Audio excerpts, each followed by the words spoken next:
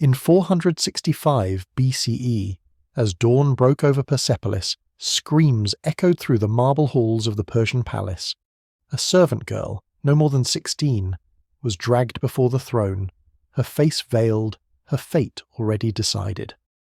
King Xerxes sat motionless, his golden crown glinting in the light, his eyes cold as stone. The air was heavy with fear, even the guards trembled. No one dared to speak, not even the queen, who watched in silence, her fingers tightening around a blood-red shawl. When the sentence was carried out, the courtyard fell deathly still. It wasn't a battle, yet hundreds would later say it was the darkest victory the empire had ever seen. We remember Xerxes as the ruler who commanded armies and defied gods. But what if the real war was never fought on foreign soil? What if it began inside his own household? Before we begin, make sure you subscribe, because the story you're about to hear isn't the version they taught you in school. This is the truth they buried, the history they didn't want you to question. So stay till the end, because what you're about to learn will change the way you see power, forever. The sun rose over Persepolis, gilding the palace walls with an almost blinding light. From his throne, Xerxes I looks down upon an empire that stretched from the scorching sands of Egypt to the mountains of India. He was no longer merely the son of Darius. He was the embodiment of Persia itself, chosen by Ahura Mazda, or so he believed, to command loyalty, fear, and reverence from every soul in the empire. The death of Darius had left a vacuum that Xerxes filled not with mourning, but with a calculated display of power.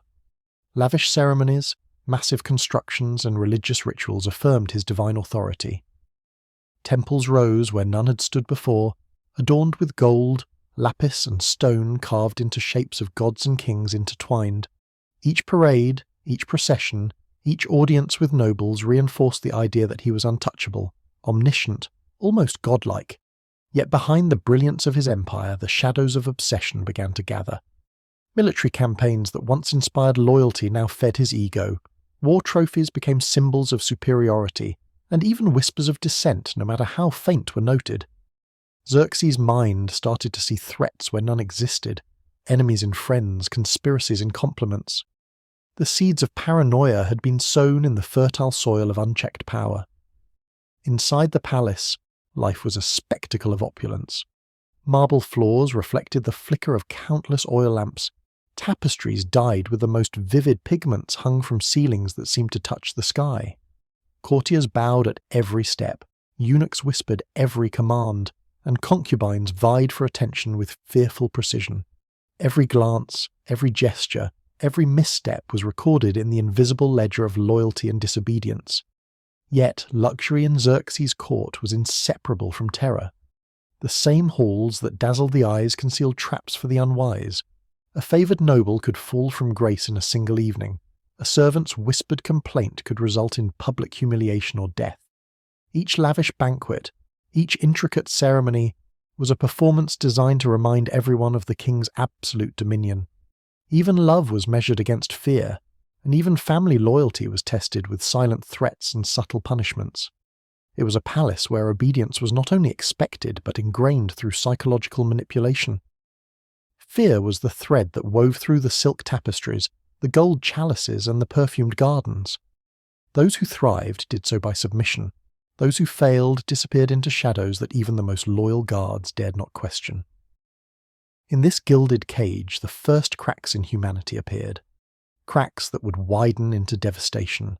Even in such overwhelming splendour, whispers began to echo through the palace corridors.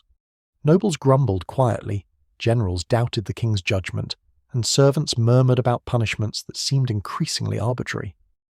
Xerxes noticed these tremors, and rather than soothe them, he allowed his paranoia to grow unchecked.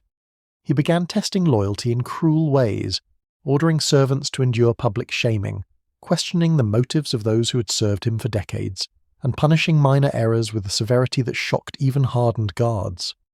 Sleepless nights became his companion.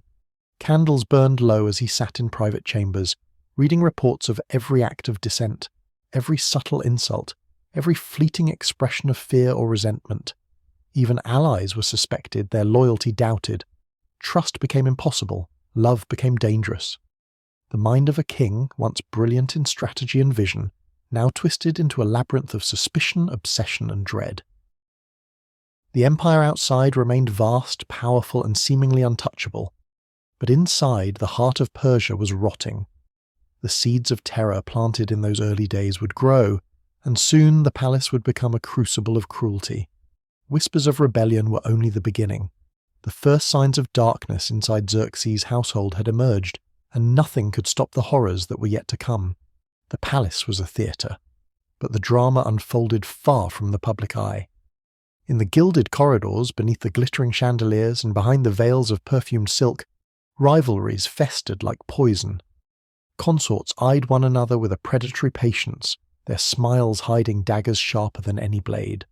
Servants whispered secrets to those who would listen, their loyalties as fleeting as the shadows cast by the marble columns. Every action was scrutinized. A misplaced word, a faltering bow, a glance that lingered too long, all could ignite a chain reaction of suspicion and punishment. The consorts, each vying for the king's favour, learned to weaponize their influence. A single whispered accusation could send a rival into disgrace, or worse, into the dark corners of the palace from which no one returned. The tension was not limited to the women. Servants, officials, and eunuchs moved cautiously, their every step measured against the invisible hand of power. Minor infractions were recorded silently, stored in the minds of those who would use them later. Fear was a currency as valuable as gold. It was traded daily in hushed words, subtle gestures, and clandestine alliances. And at the centre of it all sat Xerxes, a silent observer of the psychological warfare, knowing that the chaos he allowed, or perhaps encouraged, would keep his household obedient, pliant, and endlessly vigilant. The throne was secure, not because of loyalty, but because everyone feared the consequences of stepping out of line. Even those closest to Xerxes were not safe.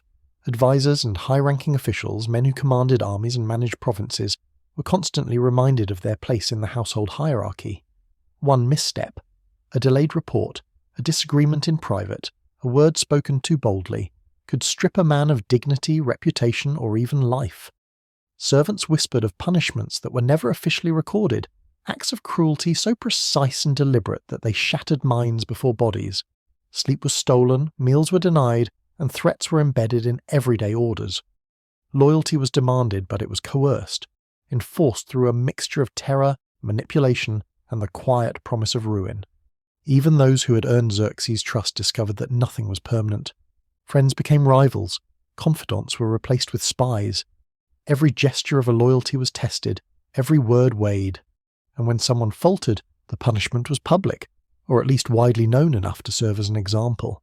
In this environment, trust was a dangerous luxury, and fear the only constant companion. The smallest errors carried enormous weight. A servant dropping a cup could become a lesson in humiliation. A consort forgetting a minor ceremonial gesture might vanish from sight for days, rumours of their fate circulating like whispers of ghosts. Xerxes' control was absolute, not merely through physical punishment, but through the omnipresent anxiety that nothing in the household was safe from his observation. Each act of cruelty was calculated to reinforce a single truth. Power resided entirely with the king, and it was to be obeyed without question.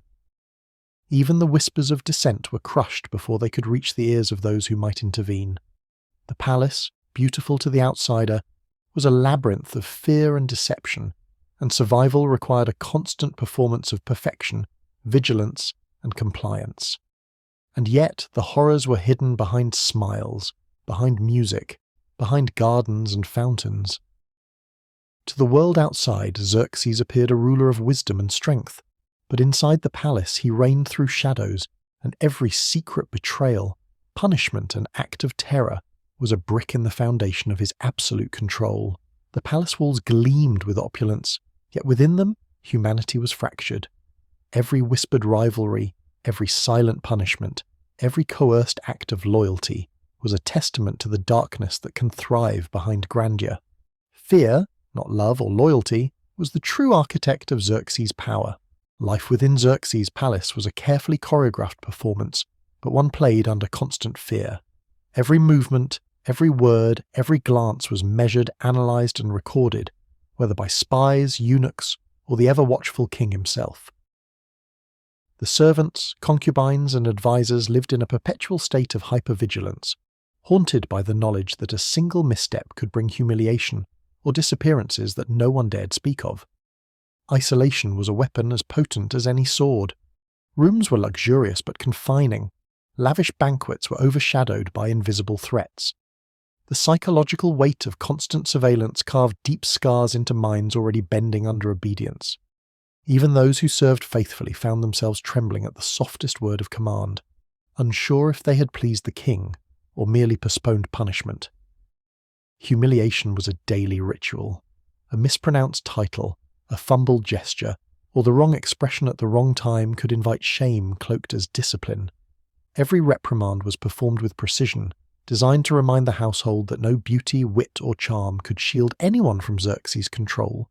Luxury and torment coexisted, intertwined so closely that pleasure and pain became inseparable companions. Even affection, when permitted, was laced with danger. A comforting touch from a friend, a fleeting smile from a consort, or a whispered word in the quiet of the corridors carried the risk of jealousy, punishment, or betrayal. Desire was allowed only as a reminder that even the most intimate human connections were under the king's scrutiny, a subtle, haunting reminder that freedom was never truly within reach. Secret alliances and fleeting bonds formed in the shadows, fragile as cobwebs. A servant might confide in a consort might offer protection to a trusted companion, and lovers exchanged glances filled with longing and risk. These moments of human connection were both solace and danger, delicate rebellions against the suffocating weight of absolute control. Yet even these connections were policed by invisible rules. A glance that lingered too long, a whispered laugh in the hall, or a private meeting could draw suspicion.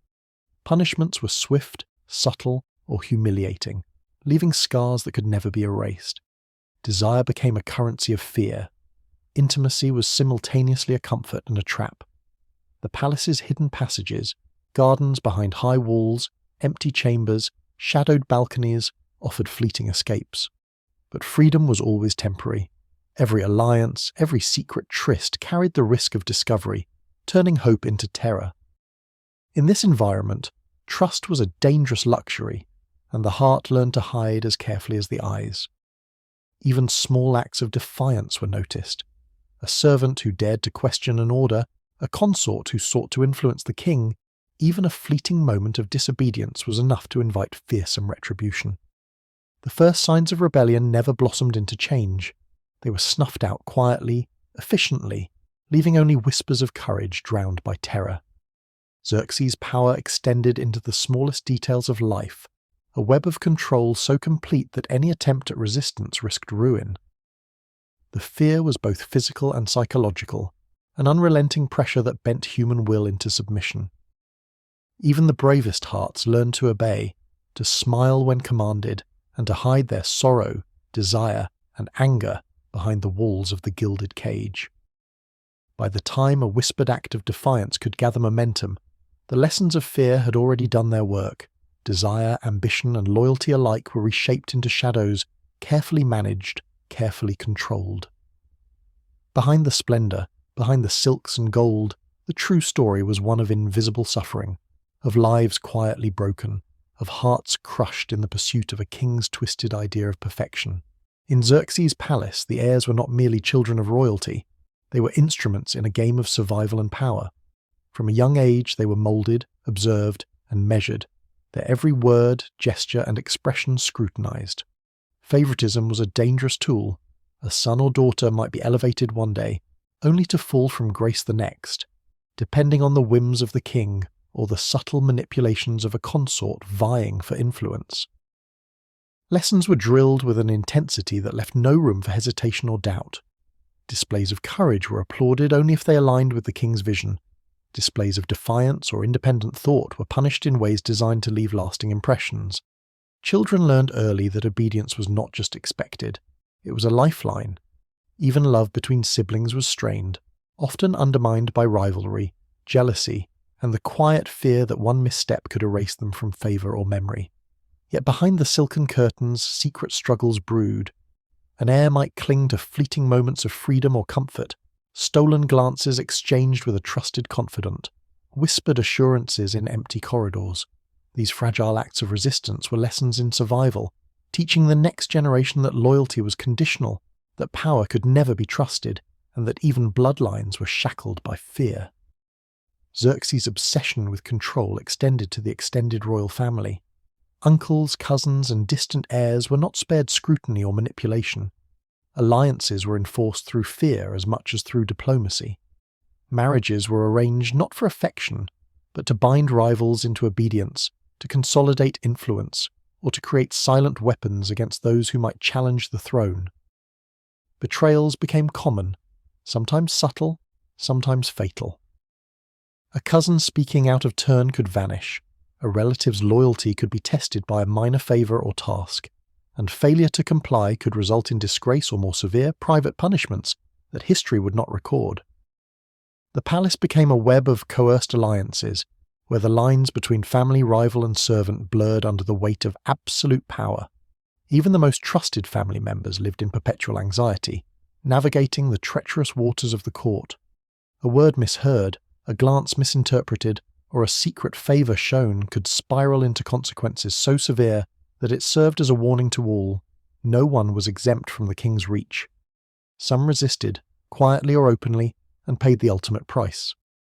Those who defied expectations were erased from memory, their achievements minimized, their lives hidden behind silence. Letters, records, and memories were rewritten to suit the narrative of an infallible monarchy, leaving only whispers of rebellion in the shadows. The scars were not just physical, they were etched into the minds of heirs and family members, shaping their personalities, desires, and choices. Fear became hereditary, obedience instinctive. Love and loyalty were constantly tested, often with devastating consequences. The king's household, with all its splendour and ceremony, was a crucible in which humanity was melted down, reforged into tools of survival, and stamped with the mark of terror. Through these hidden acts of violence and manipulation, the royal bloodlines carried the weight of secrets they could neither speak nor escape. History would remember the empire, the wars, the victories, but the silent suffering of those closest to the throne was left unrecorded, living only in the shadows of memory and the quiet whispers of those who endured. The palace, once alive with the calculated chaos of intrigue and subtle terror, had grown silent in the aftermath of years of fear. Those who had survived the king's whims now moved like shadows through its halls, their faces masks of obedience, and their hearts heavy with unspoken suffering. The final acts of cruelty were subtle, almost invisible to the untrained eye, yet no less devastating. A favoured consort vanished without warning, leaving whispers in her wake, stories of confinement, humiliation, or worse. Servants and advisers were dismissed, stripped of dignity, or quietly punished for imagined slights. Every decision, every punishment served as a reminder that the king's power extended beyond life or death. It was the authority to reshape human experience itself. Even the heirs, shaped and moulded from childhood under the relentless weight of scrutiny, now carried the permanent mark of fear. Their movements were careful, their words measured, their ambitions constrained by a lifetime of invisible chains. Pleasure was tainted by suspicion, intimacy shadowed by the risk of betrayal. The palace itself had become a mausoleum of souls, where laughter and music were mere echoes, ghosts of a time when hope could still flourish. And yet, the people outside the palace walls remained unaware. They saw a mighty ruler, a grand empire, and celebrated victories in battle, never realizing that the true violence had been inflicted in silence, behind doors that history would claim never existed. The empire's strength was built upon fear, but fear is a brittle foundation. Psychological tyranny, once a tool of absolute control, began to erode loyalty and trust. Advisors, allies, and family members carried hidden resentment and carefully concealed doubts. The constant pressure of obedience at any cost fractured relationships and sowed seeds of instability. Those who served out of terror rather than devotion were unreliable in moments of crisis. Subtle acts of defiance, whispered warnings, and secret alliances undermined the very structure Xerxes had worked so hard to maintain. The palace, which once projected power and unity, had become a network of fractures, each one invisible but growing steadily beneath the surface. By the time cracks appeared in the empire itself, the lessons of terror had already undermined its foundations. Fear could compel action, but it could not inspire loyalty or vision. What was cultivated as obedience became a silent rebellion, a quiet erosion of the ties that had once bound the kingdom together. History, as it was recorded, told of battles, conquests, and monumental achievements. Yet the human cost of Xerxes' household, the fear, suffering, and broken spirits, was left unmarked, unspoken, and largely forgotten. The walls of the palace, the tapestries, and the golden thrones held secrets that no historian would ever write. The echoes of power remained, faint but persistent, carried in the memories of those who endured. Lives had been reshaped, humanity bent to the will of one man, and yet the world outside applauded the grandeur while remaining blind to the horrors within. The truth of the palace was buried, and with it, lessons that might have warned future generations about the dangers of absolute unchecked power. Even as empires rose and fell, the whispers of the household endured, reminders that cruelty, when hidden behind splendor, leaves scars far deeper than history can capture. Those who survived carried the shadows forward, and the echoes of terror whispered through the corridors of time, silent witnesses to the human cost of dominion. The ruins still stand, but the echoes they carry are not of victory, they're of suffering. Remember this: every empire that places one man above humanity ends the same way, in silence, dust, and forgotten names. If you want more untold stories like this, subscribe, because history isn't over, it's repeating. As we step away from the shadows of Xerxes' palace, it's important to remember that history isn't just about battles and crowns. It's about the human stories that were buried beneath them. The whispers of the past remind us that power, when absolute, shapes not only kingdoms, but the hearts and desires of those caught in its grip. Even within the most opulent walls, people craved connection, intimacy, and fleeting moments of human closeness. Moments stolen in secret, glances shared across gilded halls, the thrill of a whispered word behind closed doors. These are the subtle, human experiences that history rarely records. And yet, those experiences are what make us feel alive. They're reminders that even in fear, the human heart seeks warmth, affection, and the gentle thrill of closeness. It is in these quiet acts of desire, trust, and connection that people truly rebel against control, not with swords, but with intimacy and attention, with soft touches and lingering smiles that defy command. The allure of secrecy, the stolen moments, the fleeting glances, they are the proof that humanity can persist even when power seeks to crush it. If you've been captivated by this glimpse into the hidden chambers of history, I encourage you to take the next step. Subscribe to the channel and become part of a community that uncovers the untold, the forbidden, and the human behind the headlines. Share your thoughts in the comments. What secret stories from history do you wish someone had told you? Which hidden truths are you most curious about? Remember, history isn't just about kings, battles, and empires. It's about the hearts that beat in silence, the secrets that linger behind closed doors, and the desires that refuse to be silenced.